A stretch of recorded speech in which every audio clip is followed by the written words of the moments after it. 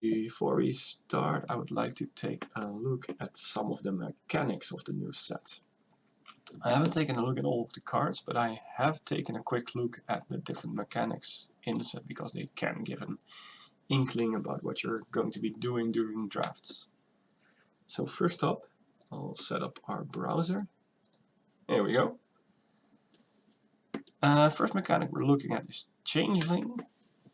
It means that your card is every creature type. So instead of creature, a shapeshifter is a creature which is a shapeshifter, and also every other creature type that ever was released in Magic the Gathering. And many of the creatures with Changeling, they themselves either give already a bonus for you having many creatures of the same type, like this card. It says if you have 3 or more of the same creature type, this becomes stronger and you also get an extra effect of scrying. The other Changeling cards also work well with, well, cards that give bonuses to certain creature types. So for instance, we have this one. It asks you to have 2 other creatures which are of the same type. For instance, both of them need to be either a spirit, and then this is your 3rd spirit, or one of them needs to be, for instance, a different Changeling, like this one. You have 2 Changelings and a other creature, and you will always get the bonus given by the Lijara's Kin Seekers. So if you do get to use the bonus of the card, for instance with this one, you will get a 4 mana 3/5, which also scries 1, which is a good card. If you don't get the bonus, if you it's not a very strong card on its own, but if you do get to use the advantage of it being a Changeling later, it might still be useful. So Changeling, first mechanic we're looking at. Then we have vehicles back in this set. Every vehicle will have a crew cost, and if you don't pay the crew cost, it's not a creature. But if you do pay the crew cost, this will turn into a creature. So you can play a 2 mana card, which by tapping other creatures with power equal to the crew cost or higher, will turn this into a creature. So you would look at this, say, 2 mana 3/3 Vigilance. That's pretty strong well, very strong in draft, but the crew 1 is a definite cost. You can't play too many vehicles in your deck, because then you would be looking for ways to, tap creatures to activate them. Plus, having to tap a creature in order to be able to attack with, say, this vehicle or another one is definitely a big disadvantage. So most vehicles, they are strong for their mana cost, but they have disadvantages built in the crew cost. Then we have the foretell. Most foretell cards, well, all of them, they say if you pay 2 mana now, you can't cast a spell now, but it does mean that on a later turn you get to play this card for a cheaper cost. It also means that if you, say, play your 5th turn and you want to play a 3 mana removal, the remaining 2 mana you could use to make a down payment on a card you will later activate. So first you pay 2 mana, and you say, like, okay, I foretell something, your opponent doesn't know what it is, and then on a later turn you can play a strong card for a cheaper cost. For instance, a 4 mana 3/6 Vigilance would be strong, but in total you will still have paid 6 mana. But being able to pay the mana over multiple turns is definitely very strong. So the disadvantage of the foretell is that if you do foretell, you can't play the card this turn. But yeah, you'll just have to do it next turn, I suppose. All foretell cards also have a normal casting cost, for as far as I can tell. Like I said, I haven't really seen every card. I did take a glance look at most of them, though. This is also an example of a foretell card. I think it's quite interesting, because the foretell cost, the total is 4 mana. And you would say, why don't you just pay it for 4 then? Well, for instance, with the Augury Raven, you could on turn 2 pay 2 mana and then play it on turn 3 instead of waiting for turn 4.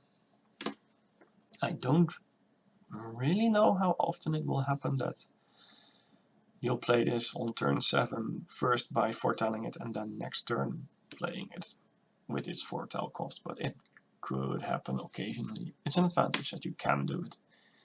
And it's of course an advantage that you can get it down quite early if you do get to foretell on turn 2. Then that's right, we also had a giant mechanic. There are quite a few cards which say if you control a giant, or if you control a creature with very high toughness, or, well, this spell for instance specifically says if you control a giant, I'm cheaper. There are more cards like that in the set. So giants, they have a sort of synergy system in them. I wonder if there are any giants that say you need to have multiple giants, because if there are, it could be beneficial to play giants with shapeshifters together, but I don't know if they exist in the set, so we'll have to see. And then we also have the double spell mechanic. There are quite a few cards in the set that say if you play your second spell, then the card gets a bonus. For instance, this one, if you played your second spell, this one gets +1/+1 counter, so that's permanent. But it also gains flying until the end of turn, so you get a permanent effect and a temporary effect. Most other cards have permanent effects on them if you cast your second spell, though not all of them. And one of the last mechanics is the snow mechanic. That means that if you have a land that is called a snow land, or if you have a way of a card that is a snow card that also generates mana, you can pay snow mana. So this is one generic mana. It doesn't care about the color, but it must be paid by either a snow land or by a snow permanent which created mana for you. And if you are capable of paying snow, then usually the card is quite strong for its mana cost. For instance, this one 2 mana, 1/2 flying, already a pretty good card. And then being able to draw a card and then discard a card for 1 mana is quite cheap.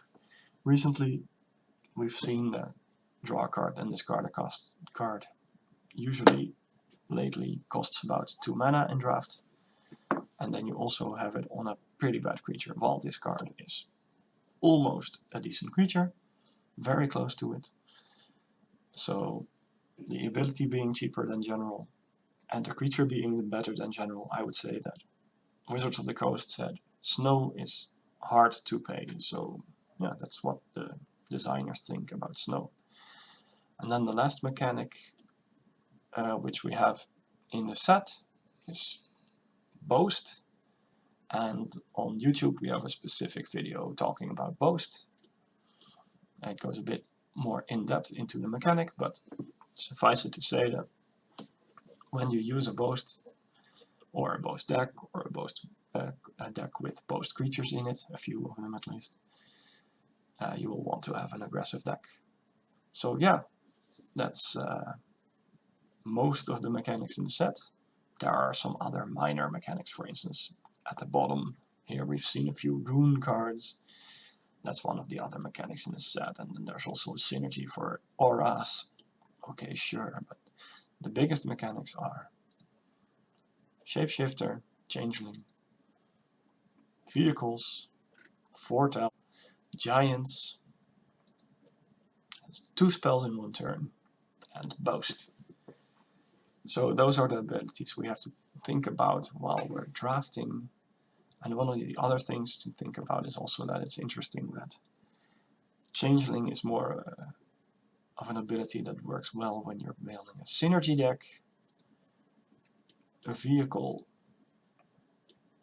I'll be honest, I don't know exactly if you either want an aggressive deck or a defensive deck or a synergy deck or a specific high value deck, high value being my single cards are stronger than your single cards, so every time we trade there's a good chance that I'll still have something left over. Foretell is more, I think at least, of a defensive ability.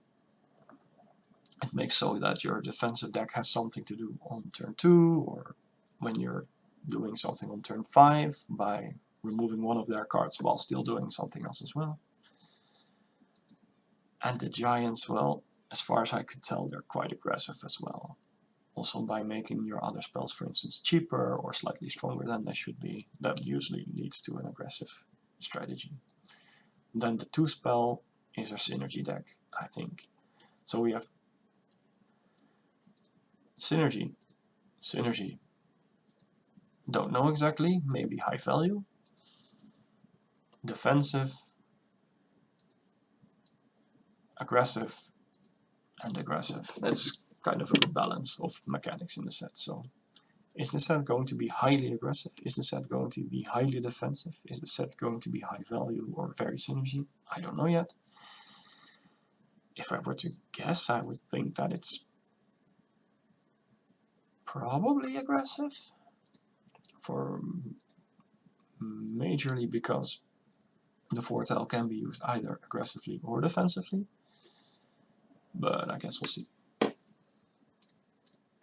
Now we're going to start our first draft. I'll see you there.